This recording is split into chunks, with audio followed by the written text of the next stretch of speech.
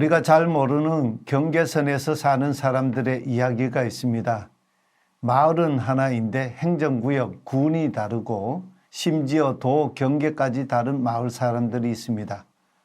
경상북도 울진군 옥방마을의 이야기입니다. 옥방마을은 광산마을이었습니다. 우리나라 경제개발 당시 중석을 채굴하는 대단히 중요한 광산이었습니다. 옥방마을은 한 마을에 사는 마을 사람들이었지만 한 발은 경상도에 한 발은 강원도에 딛고 사는 사람들이었습니다. 경계선에서 살았던 것이지요.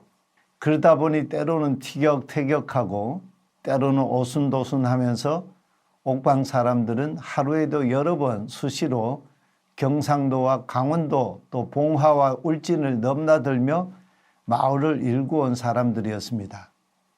사도행전을 읽어보면 경계선에서 그 경계선 밖을 넘지 못하고 경계선에 갇힌 제 어두운 가운데 살아가는 사람들의 이야기가 나옵니다.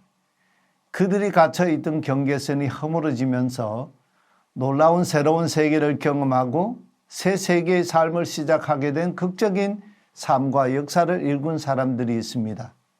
오순절 성령 강림 이후에 예루살렘에 예배하러 올라왔다가 고국으로 내려가던 에티오피아 여왕 간다게의 국고 재물을 맡은 넷이 이야기가 나오지요. 이 이야기는 사도행전 7장에 스데반을 돌로 쳐 죽인 사형 집행관 사울의 이야기와 사도행전 9장의 다메섹 도상으로 예수 신앙을 가진 제자들을 체포해서 예루살렘으로 붙잡아 오려고 가다가 부활하신 예수님을 만난 사울 이야기의 한가운데 자리 잡고 있습니다. 사울이라는 인물이 유대주의, 예루살렘 성전주의, 율법주의라는 경계선에 갇혀있던 인물이었지요. 사도행전 이야기의 흐름에서 볼 때 사울이 갇혀있던 경계선은 너무너무 강고한 경계선이었습니다.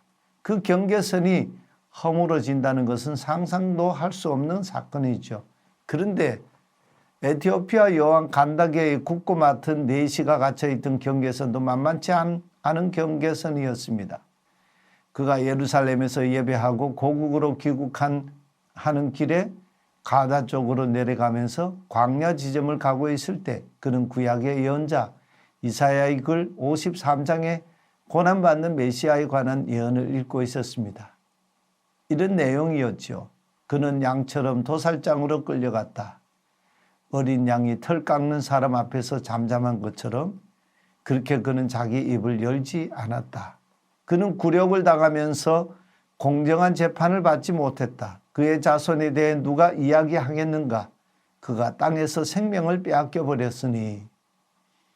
예언자 이사야의 이 글의 의미를 깨닫지 못하고 있던 네시에게 찾아간 사람이 있었지요. 초기 예루살렘 교회 7사람 중 한 사람인 빌립이었습니다. 그때 빌립이 네시에게 던진 질문은 에티오피아의 역사를 뒤바꿔 놓은 역사 변혁적인 질문이었습니다. 당신이 지금 읽고 있는 그 글이 무슨 뜻인지 이해하십니까? 그러자 네시가 대답하지요. 이 글이 누구를 가리키는지 인도해 주는 사람이 없으니 어떻게 이해할 수 있겠습니까? 꼭 좀 대답해 주십시오. 예언자 이사야가 누구를 두고 이 말을 하는 것입니까? 예언자 이사야 자신을 두고 하는 말입니까? 다른 어떤 사람을 두고 하는 말입니까? 하고 묻습니다. 그때 빌립이 예언자 이사야 예언이 예수 그리스도를 가리키는 말이라는 전혀 새로운 세계 이야기, 예수 복음 이야기를 자세하게 들려줍니다. 신약의 예수 사건, 복음 이야기를 알지 못한 채 구약의 예언 이사야 이야기의 주인공이 누군지 알지 못하던 그에게 새로운 세계가 열린 것이죠. 그를 가두어 두고 있던 경계선 밖의 새로운 세계, 예수 복음의 세계, 예수 그리스도가 이루신 하나님 나라의 새로운 세계, 예수 복음 이야기 말이죠. 놀라운 일이 벌어졌습니다. 그가 예수 그리스도의 이름으로 세례를 받았습니다. 예수 그리스도를 통해서 구약의 역사와 예언, 예배의 의미, 역사의 의미를 다시 이야기된 것 말입니다. 그렇습니다. 예수님을 중심으로 내 인생의 이야기를 바꾸고 우리 가정의 이야기를 바꾸고 우리 교회 이야기를 바꾸어 나가는 일은 날마다 새로워지는 일, 새 창조의 세계의 사건입니다.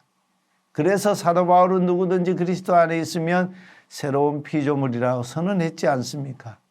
예수 그 이름, 예수 그리스도의 복음은 우리를 가두어 놓은 경계선을 허물고 우리 삶의 새로운 세계, 하나님 나라를 세우시는 새 삶, 새 역사, 새 창조의 사건입니다. 아멘.